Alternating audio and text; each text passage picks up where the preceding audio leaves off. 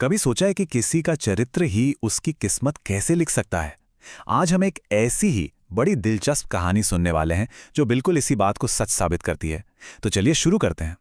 पर कहानी शुरू करने से पहले चलिए एक सवाल पर सोचते हैं। आखिर ये जो सफलता या सक्सेस है, इसका असली मतलब क्या है?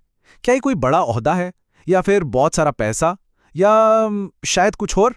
हो सकता है ये कहानी हमें इसका एक नया ही नजरिया दे दे। तो कहानी का पहला हिस्सा है एक अनोखी नौकरी की पेशकश। यहाँ हम एक नौजवान से मिलेंगे जिसके सामने एक ऐसी जॉब ऑफर आती है जो उसके कैरेक्टर की पहली और शायद सबसे बड़ी परीक्षा बन जाती है। तो कहानी शुरू होती है एक राजा से, जिन्हें अपने राज्य के लिए एक बिल्कुल ईमानदार आदमी चाहिए था।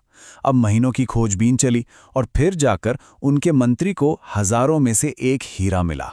एक नौजवान जिसे एक बड़ी नौकरी का वादा करके सीधा राजा के दरबार में पेश किया गया। लेकिन यहाँ कहानी में एक ट्विस्ट आता है।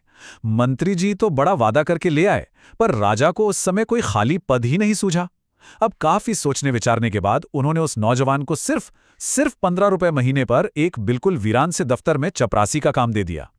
अब सोचिए, ऐसी हालत में किसी को भी बेइज्जती महसूस हो सकती थी, पर उस नौजवान का जवाब हैरान कर देने वाला था। उसने कहा, मेरे लिए सबसे बड़ा वेतन तो ये है कि मुझे अपने राजा की सेवा करने का मौका मिल रहा है। ये एक जवाब उसके कमाल के चरित्र की पहली झलक थी। अब कहानी अपने दूसरे पड़ाव पर आती है, जिसका नाम है धूल का सोना बनाना। यहाँ हम देखेंगे कि कैसे ये नौजवान एक मामूली सी नौकरी को भी एक शानदार मौके में बदल देता है और ये साबित करता है कि असली किरदार की परख तभी होती है जब कोई देख ना रहा हो। अब वो दफ्तर तो सालों से बंद पड़ा था, हर तरफ धूल ही धूल। पर उस लड़के ने हार नहीं मानी। उसने पूरी मेहनत से, पूरी लगन से उस जगह को एकदम चमका दिया। और जानते हैं क्या हुआ? इसी सफाई के दौरान उसे एक तरह का खजाना मिल गया। पुराने शाही लिफाफों का एक बड़ा सा ढेर, जिन पर सोने की कारीगरी और कीमती पत्थर जड़े हुए थे। उसने फौरन कारीगरों से वो सारा कीमती सामान निकलवाया, उसे बाजार में बेचा और उन पैसों से उसी वीरान दफ्तर की शक्ल ही बदल दी। और ये रकम कोई छोटी मोटी नहीं थी, बल्कि कई हजार रुपए की थी। उसने अपनी समझदारी से कुछ पैसों से दफ्तर को नया जैसा बना दिया और बाकी की पूरी रकम बिना एक भी पैसा अपने पास रखे पूरी ईमानदारी के साथ सरकारी खजाने में जमा करा दी। पर होता है ना, जब कोई अच्छा काम करे तो कुछ लोगों को वो रास नहीं आता। दरबार के बाकी लोगों ने राजा के कान भरने शुरू कर दिए कि वो लड़का शाही पैसा पानी की तरह बहा रहा है। ये सुनते ही राजा गुस्से से तमतमा उठे और सच्चाई जानने के लिए खुद उस दफ्तर पहुंच गए। अब राजा तो गुस्से में थे, पर उनके सामने भी वो नौजवान बिल्कुल शांत खड़ा रहा। उसने बहुत ही आराम से, विनम्रता से उन रद्दी लिफाफों से मिले खजाने की पूरी कहानी सुनाई। और बात यहीं खत्म नहीं हुई।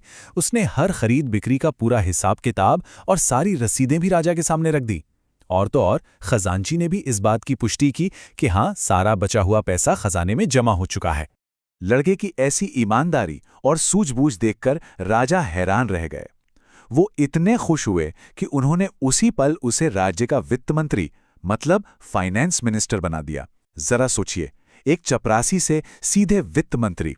ये सफर सिर्फ और सिर्फ उसके मजबूत चरित्र का ही तो नतीजा था। लेकिन कहानी का असली इम्तिहान तो अभी बाकी था। उसकी तरक्की देखकर दूसरे मंत्री जलने लगे और लगातार राजा से उसकी शिकायत करते रहे। तो आखिर में राजा ने उसकी ईमानदारी की आखिरी और सबसे मुश्किल परीक्षा लेने का फैसला किया, जिसे नाम दिया गया आधी लात की परीक्षा। एक रात राजा ने एक बड़ा अजीब सा हुक्म दिया। सभी 8 मंत्रियों को वो जिस भी हालत में हों, उसी हालत में फौरन दरबार में हाजिर किया जाए। नतीजा? खैर, नतीजा चौंकाने वाला था। 7 मंत्री या तो नशे में धुत मिले, या जुआ खेल रहे थे, या फिर गहरी नींद में सो रहे थे। लेकिन वो वित्त मंत्री, वो रात के 2 बजे भी दिए की रोशनी में बैठकर राज्य के काम में डूबा हुआ था। और अब हम पहुंचते हैं कहानी के उस मोड़ पर जो उसके चरित्र की असली गहराई को हमारे सामने लाता है। ये है ईमानदारी का सबसे बड़ा इनाम, जो एक बहुत ही छोटी सी चीज में छिपा हुआ था। राजा ने उससे पूछा, मंत्री जी, ऐसा भी क्या जरूरी काम आ गया जो आप रात के 2 बजे इन कागजों से जूझ रहे हैं? अब सवाल तो बनता है कि आखिर ऐसा कौन सा काम था जो उसे सोने तक नहीं दे रहा था। उसका जवाब हैरान कर देने वाला था। वजह थी एक पैसा। जी हाँ, आपने सही सुना, सिर्फ 1 पैसा।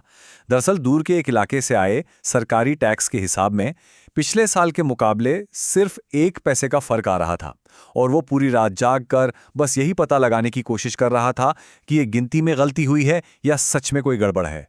राजा ये सुनकर हंसने लगे और अपनी जेब से 1 पैसा निकालकर बोले, ये लो और हिसाब बराबर करो।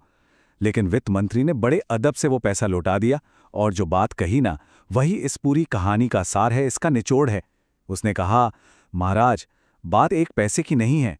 अगर इतनी छोटी रकम के लिए भी पूछताछ नहीं हुई तो इससे अफसरों में ढील और बेईमानी की आदत पड़ जाएगी। ये थी सिद्धांतों के लिए उसकी अटूट वफादारी। बस इस एक जवाब ने राजा का दिल जीत लिया। उन्होंने उसी वक्त उसे अपना प्रधानमंत्री यानी प्राइम मिनिस्टर घोषित कर दिया। उसकी ये यात्रा देखिए कितनी असाधारण थी। एक मामूली चपरासी के पद से शुरुआत की, फिर एक काबिल प्रशासक बना, उसके बाद एक ईमानदार वित्त मंत्री और आखिर में प्रधानमंत्री का पद हासिल किया। उसका हर कदम उसके मजबूत चरित्र का सबूत था। तो इस कहानी से सबसे बड़ी सीख यही मिलती है कि उस नौजवान ने अपना भाग्य खुद बनाया, पद या पैसे की परवाह किए बिना, हर मौके पर बस सही काम करके। और ये कहानी हमें एक सवाल के साथ छोड़ जाती है कि हम सब अपने कामों से, अपने कर्मों से अपने भाग्य का निर्माण कैसे कर रहे हैं। ये वाकई एक सोचने वाली बात है।